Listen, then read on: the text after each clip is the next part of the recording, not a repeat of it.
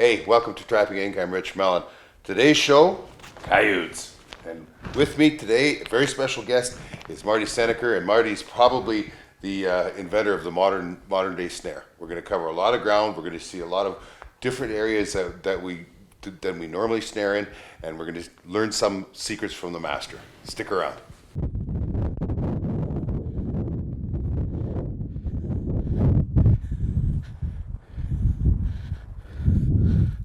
Keep your carcasses up high.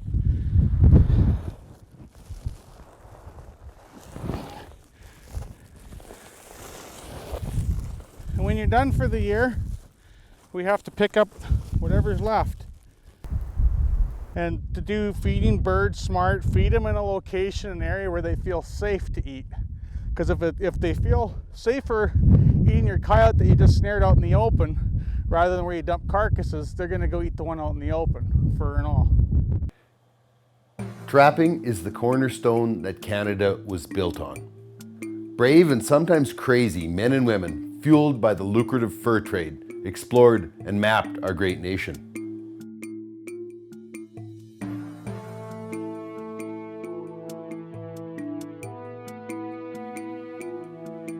Hundreds of years have passed since then, but trapping still remains vibrant, strong, and steeped in the ancient traditions.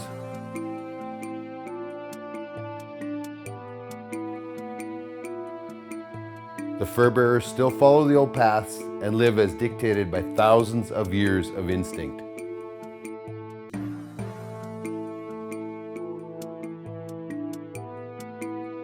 Fur only gets prime in the harsh temperatures of winter, and trappers must respect and prepare for the weather. Trapping's past is firmly rooted in history, but today, the gear and techniques have changed.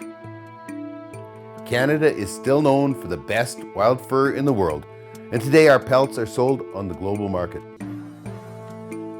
Our community is large, and our numbers are growing. We are trappers. This is what we do, and where we belong. Join us in our adventures. Welcome to Trapping Inc., the face of today's trapper.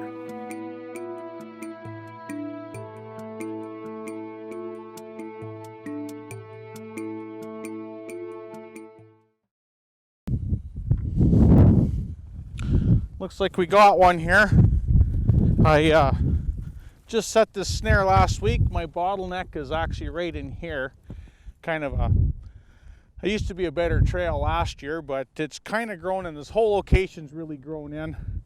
But had a coyote come down this trail. I have a small bait pile off to my left, and I've got a proliferation of snares in the area here. And I guess we got one. It's always like on a winter like this year, your fresh snares often catch you some extra fur, so never hurts to throw an extra couple in once in a while, especially if you got educated animals running around. So I'm gonna take this coyote out of the snare and reset the snare for a minute. My snares are 2-piece snares. They're comprised of anywhere from a 4 to 7 foot extension.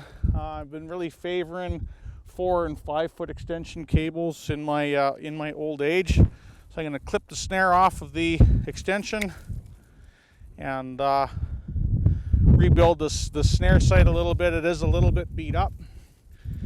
On this snare site, I'm using a stake snare support. It come loose because the frost is kind of warm. Good warmth in the air right now. So it's a steel stake and a support pin all in one. Pound that back in a little. And I'm going to throw a snare back up on this trail here for a minute. Shouldn't take me too long. I'm putting a replacement snare in. Has a Bridger Sure Grip cam lock with teeth. It's got a Magnum Stinger spring. It's got a Senneker Elite 265-pound S-hook breakaway device. And I'm trying out these twist-on snare support collars. Of course, it's got the power snare trigger on the snare as well, as you'll probably see in the shop. And first thing I'm going to do, grab my extension cable, slip the snare through the swivel,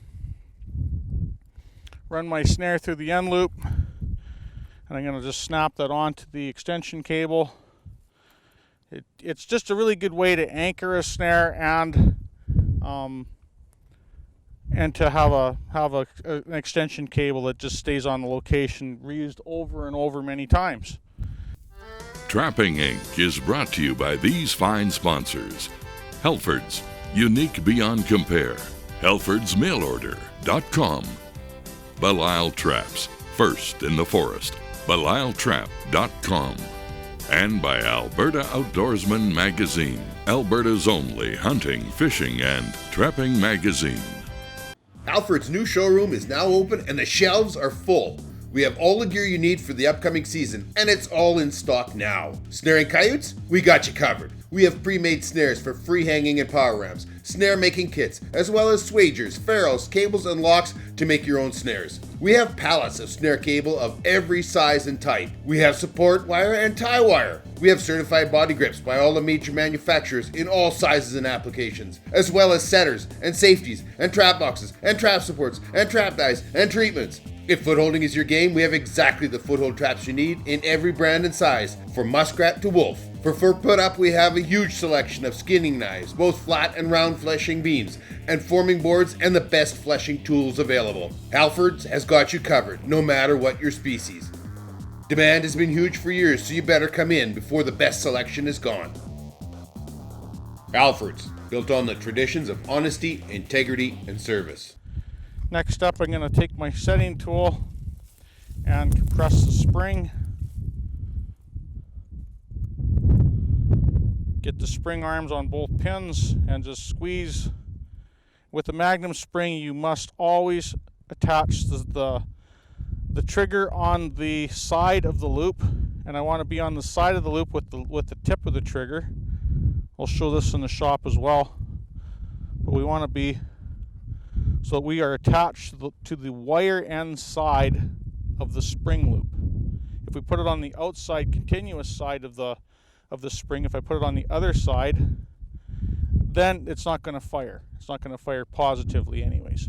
But by putting it on the side of the spring that causes the eyelet to flex, then it aids in firing, getting positive firing of the trigger and the spring, so that the spring can engage the animal and kill the animal quickly.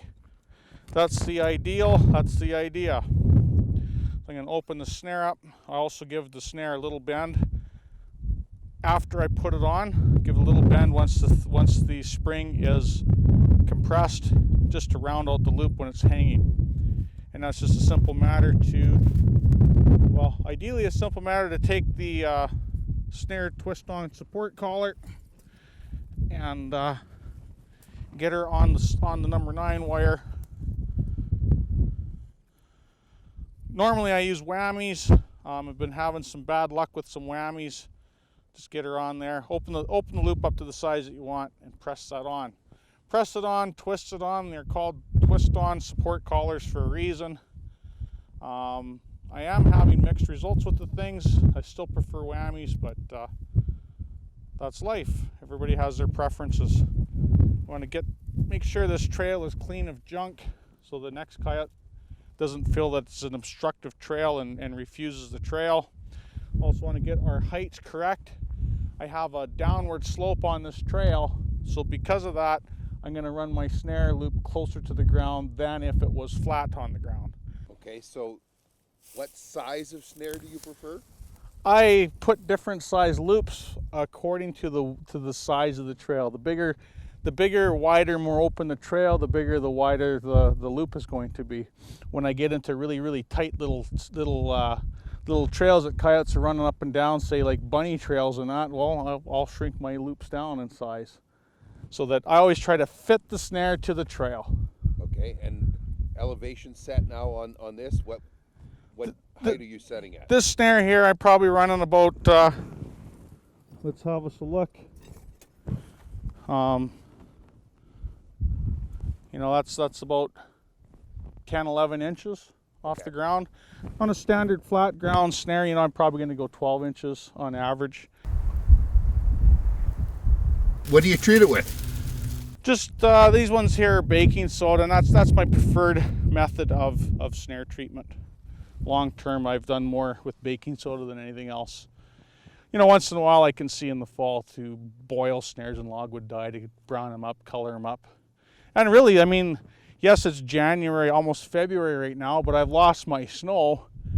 You know, a brown snare would be wonderful here right now, but it might snow tomorrow or a couple days from now, and you know, baking soda just dulls it down. It's a good snare camo, and you know, basically it's your best snare camo, I think, for general purpose. And now for Halford's Trapper's Tip of the Week. So today we are snaring coyotes, and of course that means the snare is extremely important. Most people who trap or snare recognize the name Marty Senneker and the Senneker system of snares. Marty has agreed to show us how he builds them and what's important. We'll make one out of 5/64" cable, just using a standard press. And I have a bunch of things marked out on my bench, so I'm going to cut a piece of cable 5 feet long, and I'll just cut 2 because I'm going to build 2 snares. Try to do it production line style. Slide your double sleeve on. Make the preferred size loop you want. Some guys make small loops for staking. This arm press is really nice. I highly recommend them. Sloppy side of the whammy goes on first. Then we gotta crimp the 265 onto the lightning lock. This is a medium-sized lightning lock. Dual purpose to fit 3/32 and 5/64. So then we put our lightning lock on the snare and bring the cable into the small loop and make the loop. Next to trigger. Then a Deluxe Magnum Stinger kill spring. Both eyelets. Then a snare washer. And finally the single stop. 5/64's got to have the right size. And crimp it.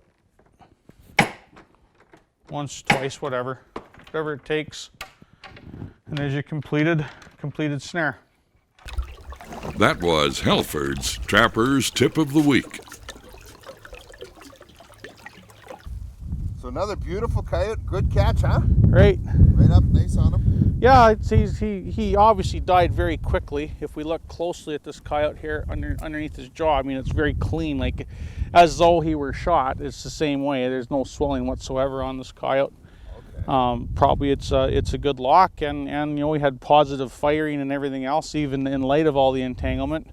But here, one point I want to make about snares is really until the spring is fired, you just got a dog tied up, right, with a piece of cable. Right. And we all in our city, we all tie our dogs up. It's just a fact of life. We tie our dogs up. It's not cruel. It's not inhumane, and really they're not suffering at all. And when the spring gets fired and the device engages the animal, and the animal is ideally out in under 5 minutes, well, that's as humane as you can get. And we've proven with science in the United States, under the best management practices business going down there with the Humane Trap Standards process, they have proven that a common neck snare, what they call a cable restraint in the United States, has proven to be probably the most humane live holding device. So when an animal's in a snare, up until the device puts the hurt on him, he's not suffering one bit. No, and people don't understand it. They don't understand it. It's a very good comparable to talk about it just having a dog tied up. Right, it is. He's just a dog tied up until the snare puts the actual hurt on him. So entanglement helps also.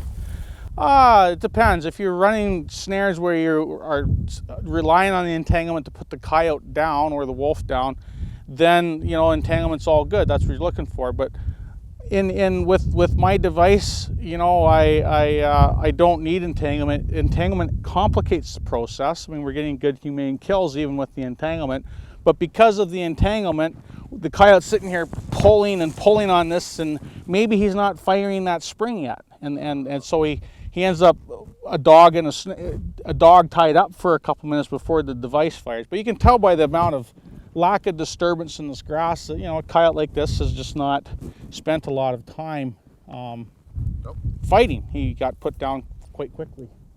Very good. It looks like this one didn't get hit by a bullet. You're in quite the competition with the road hunters, aren't you? That's a fairly nice coyote. He's a good one. I'm jealous of how light your coyotes are in the south. Oh, that's how it should be. We deserve them and you don't. So having a very good snare lock is critical to this system. I'm going to set this spring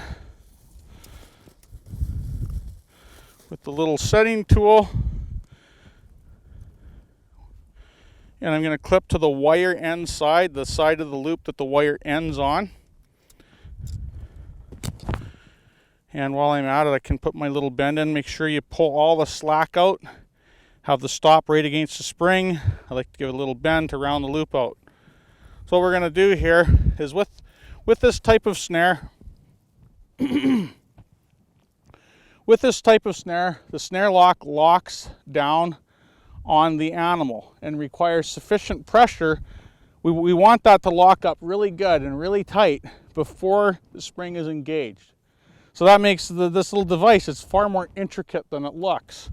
We can't have it triggering too quickly, too early, because if it did trigger too early, we're not going to get a good lockup, and we're not going to get much pressure on the spring.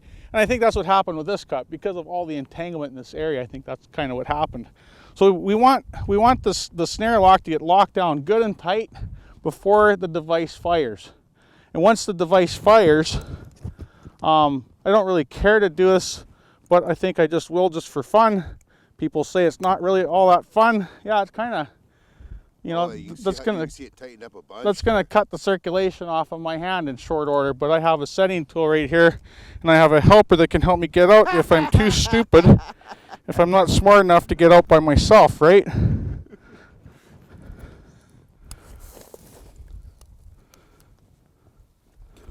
Yeah, man, I managed to get it locked. So, I mean, this thing... You were better on your own than with the helper. I guess, eh? So, yeah, this thing in Alberta, this is a legitimate power snare. In Alberta, under the law, under the Wildlife Act back in the 90s, defining a power snare as a snare that was comprised of a spring, that had a spring and trigger device on the snare. So, back in those days, an Amberg snare was not a power snare. It's a spring-assisted snare. You know, an Amberg type of snare is a common neck snare. This is a common neck snare, but it's a common neck snare that is also a power snare. So, you know, there's a distinction there. It's a mechanical snare. It requires mechanical pressure. It's not just some little snare lock on a piece of cable that you can't rely on to get humane snare death each and every time. And that's our goal. That's our ideal. I'm not saying that any device is perfect. Nothing is 100%, but we are making progress. Trapping Inc. is brought to you by these fine sponsors. Argo UTV, any season, any terrain. ArgoUTV.com. Puma Knives, knife maker to the world since 1786. And by Carl Zeiss Sport Optics, we make it visible. Gentech-intl.com. Alfred's new showroom is now open and the shelves are full. We have all the gear you need for the upcoming season, and it's all in stock now. Snaring coyotes? We got you covered. We have pre-made snares for free hanging and power rams, snare making kits, as well as swagers, ferrules, cables, and locks to make your own snares. We have pallets of snare cable of every size and type. We have support wire and tie wire. We have certified body grips by all the major manufacturers in all sizes and applications, as well as setters and safeties and trap boxes and trap supports and trap dies and treatments. If footholding is your game, we have exactly the foothold traps you need in every brand and size, from muskrat to wolf. For put up, we have a huge selection of skinning knives, both flat and round fleshing beams, and forming boards, and the best fleshing tools available. Alfred's has got you covered, no matter what your species. Demand has been huge for years, so you better come in before the best selection is gone. Alfred's, built on the traditions of honesty, integrity, and service. So one thing you can also do with these snares is you can set them up at home. You can preload the spring and have it all ready to go. They don't trip that easily. If they did, they would fire before they're locked up on the animal's neck. So this one I've preset, pulled it out of my bag, all ready to go. Actually, when I built my snares this summer, they were all that way. Now I just have to find my extension cable. I'm not sure where I was tied. I see it. This one's actually a tree-tied snare. I tied low on the brush to get the most solid anchor possible. When you're setting snares that are strictly entanglement snares, just a simple cam lock snare without the spring and the hardware, then you want to tie high, right? When you're using this system, it's very beneficial to tie low to get that solid anchor all the time, to make sure all 4 feet are on the ground. So you get lots of guys, lots of confusion these days. Should I tie my snare high? Should I tie my snare low? Well, it just depends what system you're using. If you're just using strictly entanglement snares, short little snares, just enough cable to make the loop wired off to a poplar tree, definitely tie high. If you're using my system, then by all means, please tie low. Let the device do the job instead of having the entanglement complicate the process. I could leave it like this, but I don't like it on my left, which is the camera's right side. I am gonna just punch a willow in here in this willow jungle.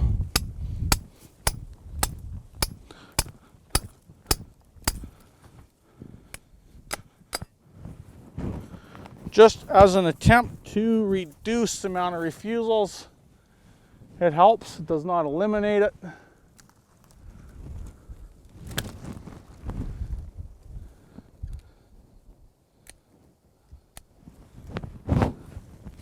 And we'll pop this in here. Yes, it's quite thick in here, but this is the trail the coyotes prefer. So in a thick environment, when they come to a tight spot, they just push through without any resistance. They accept it. In that open ground stuff, no, they'll reject it. Your piece of grass down there is already your chin lifter. Yep, perfect. Yeah, it's perfect. There we go. That one's ready. So I'll give you a quick rundown on my preferred snare support when I'm staking snares. It basically is a steel stake, smooth rod, 18 inches long. I use smooth rod because of a couple of twists with a pipe wrench, and I can get the thing out of the ground if I need to move it. I have a chain link welded onto the side of the steel stake to make sure your weld is good, or you will lose a coyote. Don't want that. We don't want the thing falling apart in the field. Then I'm running about 28 inches of just cold roll steel. It's very rigid, much more solid than number 9 wire. Then off the top of that, I have a piece of number 9 wire welded.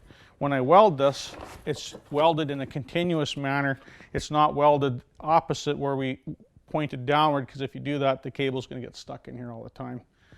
You can also make a variation of the same thing, a 28-inch stand with a couple of angles welded in there, and instead of using the big stake, you can just run a big ring nail on there just to support. So if you're tree tying snares, you can use just an adaptation of this device. Well, isn't it the way it goes? Just when things are getting good and we're all out of time, Marty could talk coyotes and coyote snaring forever.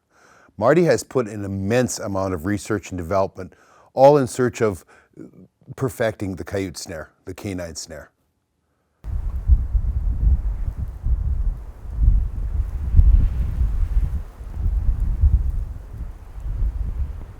His dedication is admirable and his products are first rate.